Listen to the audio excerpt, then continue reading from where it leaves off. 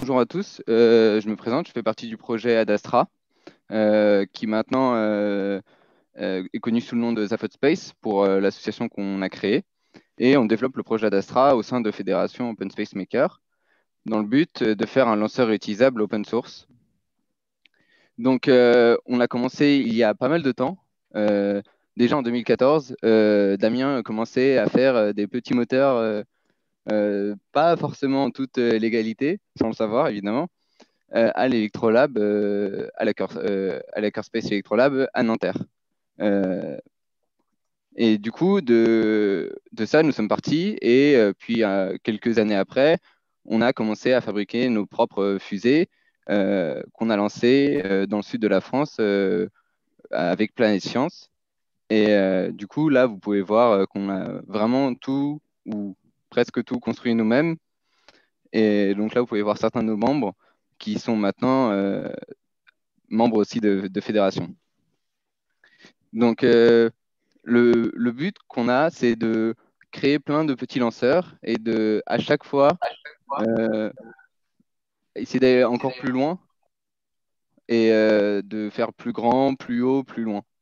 Donc, là, c'est la fusée Alpha a été lancée en 2017 et la fusée Andromède, elle est encore en cours de construction et non, sera lancée en juillet 2020, on l'espère. Et en même temps, en parallèle, on avait commencé à construire Beltegeuse, qui est une autre des fusées expérimentales que l'on a. Et le but, c'est d'arriver à un lanceur réutilisable open source dans quelques années. Et bien sûr, on est très très loin encore de construire un vrai lanceur réutilisable ou une fusée telle qu'on les connaît, qui sont faits par les grands groupes institutionnels comme la NASA ou le CNES. Mais nous, on est plus proche d'une vision de maker, c'est-à-dire qu'on fabrique tout nous-mêmes et donc du coup, on n'a pas du tout le même genre de résultat. Mais ça vient du fait que pour les fusées plus grandes qui sont connues, ils ont plus de 400 000 travailleurs sur une seule fusée, alors que nous, on est des équipes de un, 2 ou 3, 4, 5, 6, 7 personnes. Donc, comment arriver à obtenir le même genre de résultat en étant amateur et maker? Le but, c'est de construire des petites briques et ensuite, à partir de ces petites briques, de les assembler ensemble pour au final arriver à un truc encore plus grand et avec encore plus de briques, arriver à un résultat final qui est le lanceur réutilisable qu'on cherche à faire. Donc, à présent, je vais vous présenter l'équipe. On est une équipe qui est du coup active depuis 2014, comme je vous l'ai dit avant. On est composé de 10 membres actifs. On est hébergé à Electrolab dans un local que nous paye la fédération. Et on fait partie du coup de cette initiative du CNES. Et on regroupe plein de domaines de compétences qui sont très diverses et variées.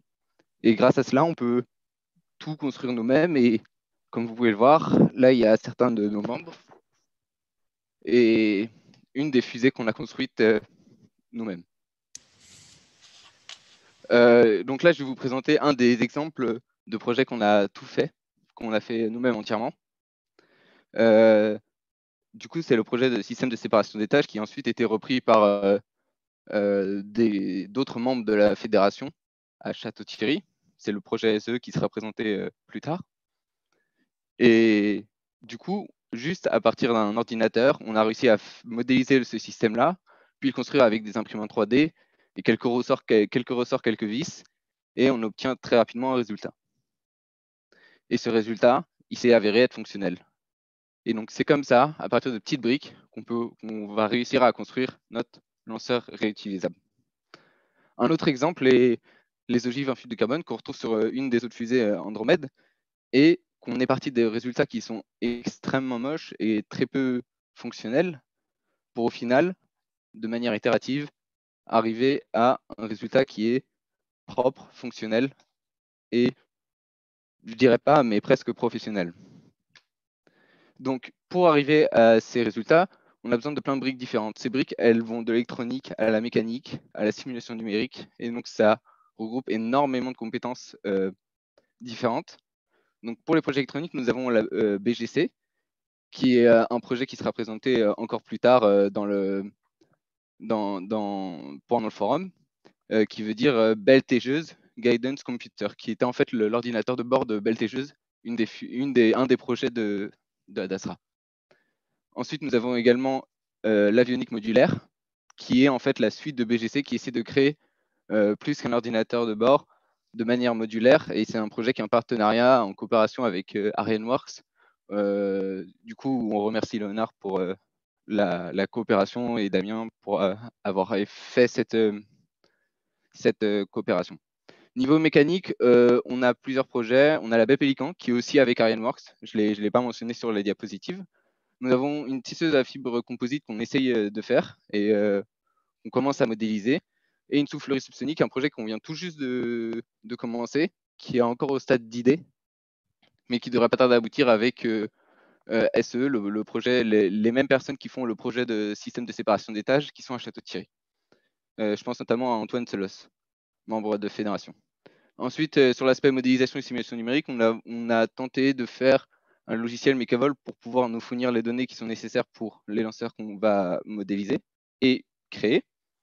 Donc, ça a pour but de un peu simuler la physique qu'il y a derrière un lanceur. Donc, on n'y est pas encore, mais on y arrive bien. Ensuite, on a un projet de site complémentaire sur lequel on pourra éventuellement héberger d'autres outils et notamment on a une idée de cluster et d'autres outils numériques qui peuvent être inclus dans le projet Ad Astra. Et bien évidemment, comme je l'ai dit tout à l'heure, on a le projet de lancement Andromède qui est prévu pour juillet 2020 normalement. Donc les différents outils qu'on va utiliser pour faire ces projets-là, nous utilisons GitLab dans lequel on va venir déposer les différents codes, les fichiers 3D des différentes modélisations comme vous avez vu plus haut. On utilise également le Nextcloud qui permet de stocker des documents en ligne. Donc c'est juste des documents qui sont beaucoup plus... Ça ressemble à des documents Lego ou des présentations. Ensuite, nous utilisons l'Open Project qui permet de définir des tâches à réaliser et du coup d'avoir quand même un certain calendrier. Donc dans le cas d'Adastra, il n'est pas encore fonctionnel, c'est une des choses qui reste à faire. Pour le Rocket Chat, c'est juste un outil de discussion autour des projets. On a également le forum Discourse sur lequel on peut partager un peu les idées autour des projets. Et le Jitsi Meet, un outil qui permet de faire des réunions. Donc les objectifs à long terme, c'est de créer vraiment un lanceur réutilisable qui puisse lancer des satellites en orbite. Donc, on aimerait bien, en ordre de grandeur, pour avoir une idée, de lancer environ 40 kg, ce qui représenterait plus ou moins 24 rues, structure comprise, et pour un diamètre d'environ 50 cm à une altitude de 100 à 400 km. Donc ça, c'est les objectifs à long terme. Et enfin, j'aimerais rajouter un petit point pour la coopération avec ArianeWorks. Donc ça, c'est l'état des lieux de la coopération avec ArianeWorks en septembre 2020. Du coup, il y a deux projets qui ont été démarrés avec ArianeWorks et qui ont déjà été entamés, la baie Pélican et l'avionique modulaire. Donc, si vous voulez rejoindre un des deux projets, soyez les bienvenus. Et puis même de manière générale, si vous voulez rejoindre le projet, n'hésitez pas. Du coup, le lien est sur la dernière diapo que je vous présente. Donc, allez-y, rejoignez-nous, on a besoin de vous.